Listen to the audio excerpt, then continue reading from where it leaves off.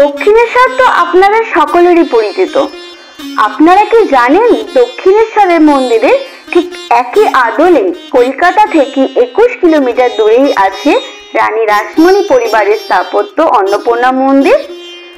কোনো এক ছুটির দিন সকালে সপরিবারে আপনারাও বেরিয়ে পড়তে পারেন মন্দিরের উদ্দেশ্যে।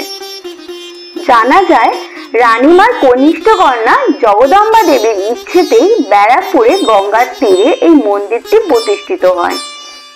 দক্ষিণেশ্বর মন্দিরের প্রতিষ্ঠার 20 বছর পর ঠিক একই আদলেই অন্নপূর্ণা মন্দির স্থাপন হয়। কথায় আছে জগদম্বা দেবীর ছোটবেলাতেই মন্দিরের নকশা শ্রী রামকৃষ্ণ পরমহংসদেব বানিয়েছিলেন। প্রতিষ্ঠার সময় থেকেই মাকে নিত্য পুজোয় এখানে মাছ ভোগ দেওয়া হয়। ভোর 5টা 30 মিনিটে মঙ্গল আরতি হয়। দুপুর 1টা 30 মিনিটে মায়ের নিত্য পুজো হয় এবং দুপুর 2টো থেকেই শুরু হয় ভোগ বিতরণ। ভোগের মূল্য 120 টাকা। আপনিও যদি ভোগ গ্রহণ করতে চান স্ক্রিনে দেওয়া নাম্বারে কল করতে পারেন। এছাড়াও সকালে তাড়াতাড়ি এসে অফিস ঘর থেকে ভোগের কুপন কালেক্ট করতে পারেন। এখানকার পুরোহিতদের কাছ থেকে মন্দিরের বিষয়ে কিছু জেনে নেওয়া যাক। আমাদের এখানে মায়ের মঙ্গল আরতি হয় ভোর 5:30। তারপরে পুজো চলতে থাকে। দুপুরে ভোগ হয়।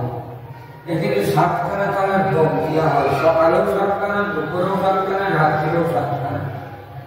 বাইরে থেকে 3টে খাওয়া যায়, একটা আমিষ আর 2টো নিরামিষ, একটা শিবের, একটা নারায়ণ। এই ঘরে যে ঘরে পড়ছে এই প্রতিবেদন এখানে 2টো দেওয়া হয়, 2টা আমিষ। রাত্রির দিনে আমিষ বা ভগবানের আমিষ। পেছনের ঘরটা কৃষ্ণের ঘর, নারায়ণ। ওখানে 2টো নিরামিষ দেওয়া হয়। তাহলে মোট 4টে নিরামিষ, 3টে আমিষ। মাকে প্রতিদিনই মাছ দিতে হবে, লকডাউন হলেও দিতে হবে।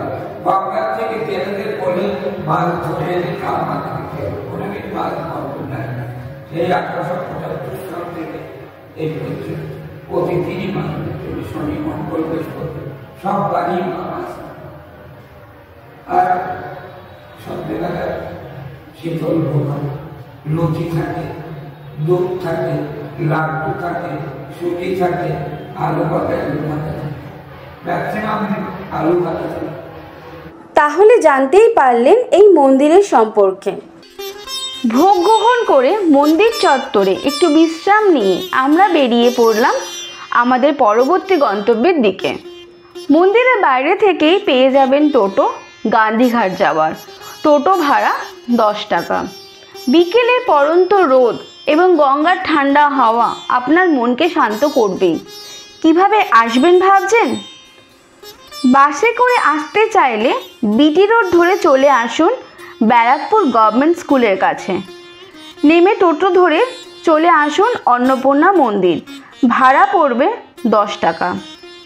এবং ট্রেনে করে আসতে চাইলে শিয়ালদা মেল লাইনের যে কোনো ট্রেন ধরে চলে আসুন ব্যারাকপুর স্টেশন। 1 নম্বর প্ল্যাটফর্মের বাইরে পেয়ে যাবেন টোটো। অন্নপূর্ণা মন্দির পর্যন্ত টোটো ভাড়া 20 টাকা। আজকের জন্য এ পর্যন্তই। আপনাদের সাথে এটিসি ব্লগে দেখা হবে নতুন ট্যুরের নতুন ভিডিও নিয়ে। ধন্যবাদ।